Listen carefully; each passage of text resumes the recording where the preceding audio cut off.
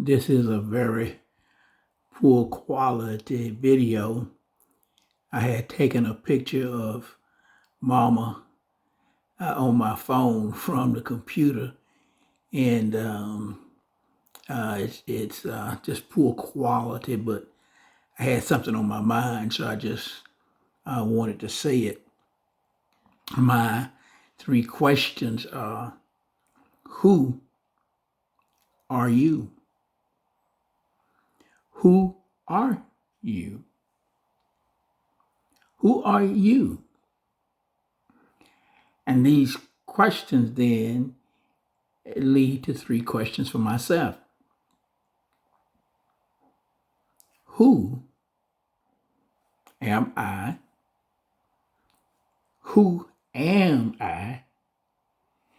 Who am I? I have always, like probably most people, searched for the answer to those questions. I knew my mother and I didn't know my mother. I knew the characteristics that she had that were forever a part of me, the ones that she had that are part of me that I didn't want, and the ones that were part of me that I wanted to transpose or give to her. It was late in life when I began to discover some of the things that I would really want to share with her, and had not established the kind of relationship to make that possible. I don't know my mom. We spent a lot of years and time together because we never had talks on a regular basis, but she shared a lot now. So I probably overstated that. I don't mean it like I said it. I mean that I wanted to know her much better so I'd understand myself much better and understand the world in which she came from and what world she brought me to and the world she brought me into and where I would be going from this point on. I'm not saying she would have definitive answers, but it would have been nice to have that talk that stays inside of me. And now when I go down to Smithfield to the gravesite, I still stand and talk. I don't get any answers, but I think it's probably more therapeutic than anything. And so here I sit tonight, this Tuesday night, November the 8th, and a time of great tragedy and joy for somebody because it's an election. But my mother made me sign up when I was 18 to always vote and gave me a sense of civic responsibility and duty. And I've always done it, always done it. So I think I probably have missed voting in maybe two elections uh, since I actually became eligible to vote. Since I registered, that was the word I was searching for when I was 19, and I'm 74 now. So I've done a lot of voting. But my posting this video had to do with this longing and this loneliness that I've had and have for a knowledge of my mother that I can no longer have. She wrote a book. It gave me some insights, and I was able to read that book. I'm able to call on memories of our time together, which we spent quite a bit of time over the years. But my going into ministry created a barrier because Mama could never see me as her minister, her teacher, her instructor. She always saw me as her son. And because she was so incredibly strong-willed, there's just no way for me to be strong-willed and believe that I'm called. And she's the one that taught me that I had a calling to be a pastor, but not her. So it created tension quite a bit and stayed at odds for the last few years of her life. And it haunts me today that we had a few minutes here and a few minutes there, but I really wanted a life of a meaningful, growing relationship. I wanted to sit and talk to my mother, talk to my mama, and not have to deal with bringing in the church and who was doing what, who did not, and why she said this. And but I didn't have that. And she said I should know who my father was because I lived with him when I was a little boy, but I have no recollection of him. And then I have no biological full aunts and uncles and other people, grandparents. Somebody is a step this or half that, but I just don't have any of that, and it's something that has always kind of gnawed at me. I've never fit anywhere.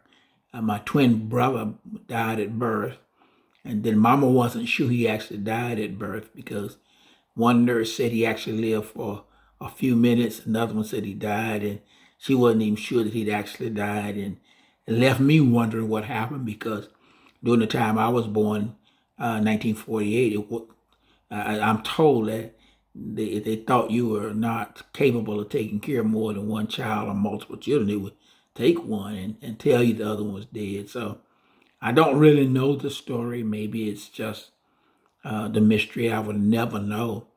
Um, but I'm doing this video just out of a heart's desire to have talked to my mother, had some of the hard decisions, and just have some better understanding. And I miss that. I miss that. I can't get it. And if you have that opportunity to talk to your mom, and if you had the opportunity to talk and heal, just don't carry that stuff with you forever. At some point, this woman here had to be forgiven. I do know the life she had was tough. It was some incredible. So she had to become tough. And I think she just didn't learn how to not be tough when it wasn't necessary. And that's one of the fears I have about my own self. So as I, prepare to close this down, if you have a chance to talk with your parents, listen to them, to forgive them and to hug them and to love them in a way that's loving and kind and with no regrets, it's a blessing. So I would do anything for you to always do that. But still, there will be some who won't do that. It's not pleasant, I can tell you that. And I know she loved me while she's on the earth, and wherever she is now, she loves me. That's not the issue. The issue is there were things that came up into our lives, but for me particularly going into pastoral leadership at the church just didn't work well under the circumstances. And there's a lot that I didn't know about ministry that I took on that cost me dearly. Had I known what I know now, I would have still done ministry, but I would have stayed in my boundaries and borders. I would not have accepted everybody's "I love you" and everybody's words that I emotionally got charged up, good and bad, or positive and negative, and I just would have been more matured about how I handle things, and just to know that people are going to be people. They're going to take care of themselves. They're going to do what they need to do. And as a result of that, you need a mama. You need somebody who can you just cry to them or talk to them and say, look, I messed up. I believe this person, and they did a number on me. Even if that another person has done the same thing, and mama told you don't fall for them kind of people, and you do it anyway. And you just need somebody to go talk to, and they'll get you through it. They'll just get you through it. And sooner or later, you wake up, and life is different. And you still have some of those characteristics and traits, though. And you need a mama to help you. You need a daddy to help you. You need somebody. I did not have any of that. And I've learned, but I want to be, and I've tried to be a father, a grandfather, uncle, a husband. I've tried to be a real pastor, a real friend to everybody. And I failed a lot of people, but I gave them the best that I had. One thing I can say, I wasn't living a life of deceit. I've done some things out of weakness, but I don't want to live a life of deceit. I just don't want to make my friends and others hurt the way that we're capable of hurting each other.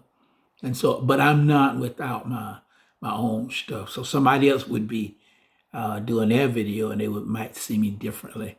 So at the end of the day, I need to be kind and loving and compassionate through Christ Jesus. I'm still learning, and I want to honor God.